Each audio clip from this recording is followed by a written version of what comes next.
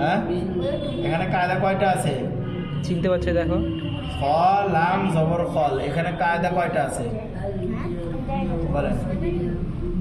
এখানে কায়দা আছে দুটো, একটা হলো খর জবর মানে হরকত, তারপরে লামের উপর জজম। তাহলে কি কি হবে? হরকত হরকত ও জজম, হরকত বা জজম, হরকত ও জজম। তাহলে এখানেও যদি বলা হয় সিন লাম পেশ সুল, তাহলে এখানে কি কায়দা হবে? কি কি আছে দেখেন? সিন আর লাম আছে, সিনের উপরে কি আছে? হরকত কোনে জজম কোনে দেখো। সিনের উপর কি আছে? হরকত আছে। আর লামের উপর কি আছে? তাহলে কি বলতে হবে এখানে? তাহলে বলে গেছেন কেন পিছনে? তাহলে বলেন বাজের বিহরকত সিন লাম পেশ সুল হরকত ও জজম ও খারা জবর ক খারা জবর মদের হরকত মদে তো একালিফ নুন তানবিন বিসুলতানিন। তাহলে এখানে মধ্যে তো হলো কি না? হয়েছে। খারা জবর আসার কারণে কি হয়েছে? এখানে মধ্যে তবাই হয়েছে, কিন্তু এখন মধ্যে তবাইয়ের বামের হরফে অক্ষ করতে হবে।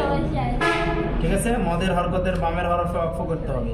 তাহলে বলেন মদের হরকতের বামের হরফে ওয়াকফ হইলে তিন আলিফ টানিয়া পড়িতে হয়। যাকে মধ্যে আরজি বলে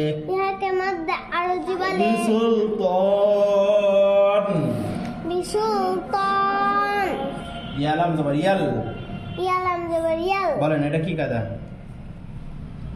ইয়ালাম জবর ইয়াল, হ্যাঁ বলেন হরকত ও জজম। কি জন্য হরকত ও জজম? ইয়ার উপরে জবর আছে, লামের উপরে জজম আছে। সুকুন টুকুন বুঝি না, জজম বলবেন। তাহলে ইয়াল তা হরকত ইয়ালতা কফ জের বিহরকত ইয়া খারা জবর মদের হরকত মদে জবর একালিফ নুন দেনি হরকত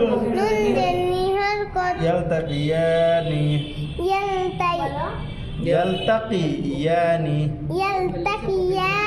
আবার বলেন এখন শেষে কি বলতে হবে? মদের বলেন বা নাই, এখানে শুধুমাত্র মদের হরকতটাই আছে। এখানে মদের হরফ আছে, তাহলে এখানে ওয়াকফ করার সময় কার কথা উল্লেখ করতে হবে? মদের হরকতের কথা উল্লেখ করতে হবে, কারণ এখানে তো মদের হরফ নেই। যখন মদের হরফ আসবে মদের হরফের কথাই উল্লেখ করতে হবে। এখানে মদের হরকত আসছে, মদের হরকতের কথা বলতে হবে। বলেন মদের হরকতের বামের হরফে ওয়াকফ হইলে তিন আলিফ টানিয়া পড়িতে হয়। ইয়াকে মধ্যে আরজি বলে ইলতাকিয়ান। হ্যাঁ, আর যদি ওয়াকফ সারা পড়া হয় তাহলে এই তিন আলিফ এখন এক আলিফ হয়ে যাবে, মধ্যে তবাই হয়ে যাবে ইয়ালতাকিয়ানি। এটা ওয়াকফ সারা আর মধ্যে তবাই হয়ে গেছে। আর যখনই বলবো ইয়ালতাকিয়ান তখন কি হবে? মধ্যে আরজি হয়ে যাবে, শেষের হরফের পরে যখন চলে আসবে।